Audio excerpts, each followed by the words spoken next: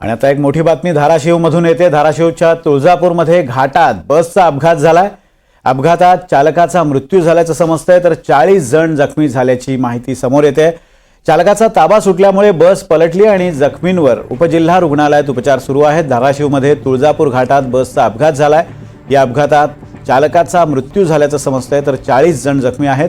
चालकाचा बसवरील ताबा सुटल्यानं बस अचानक उलटली आणि हा अपघात झालाय।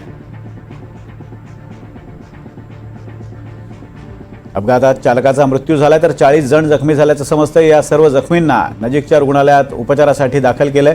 ओमकार कुलकर्णी आपल्या सोबत या विषयी माहिती देण्यासाठी आहेत। ओमकार, बसचा अपघात झालेला आहे, अधिक तपशील। विनोद सर, तुळजापूर जवळच्या घाटामध्ये ह्या खासगी बसचा जो आहे तो अपघात झालेला आहे। याच्यामध्ये जर पाहिलं तर बस चालकाचा मृत्यू झालेला आहे, तर 40 जण जे आहेत ते जखमी झालेले आहेत। यातील 8 जण जे आहेत ते गंभीररित्या जखमी झाल्याची माहिती जी आहे ती समोर येत आहे। आळंदी येथून तुळजापूर येथे हे जे सर्व भाविक आहेत ते दर्शनासाठी आलेले होते, ते सोलापूरकडे जात असताना त्यांचा हा अपघात झालेला आहे। आणि त्याच्यामध्ये या सर्व हे जे जखमी आहेत त्यांना आता तुळजापूर येथील उपजिल्हा रुग्णालयात उपचारासाठी दाखल करण्यात आलेले आहे।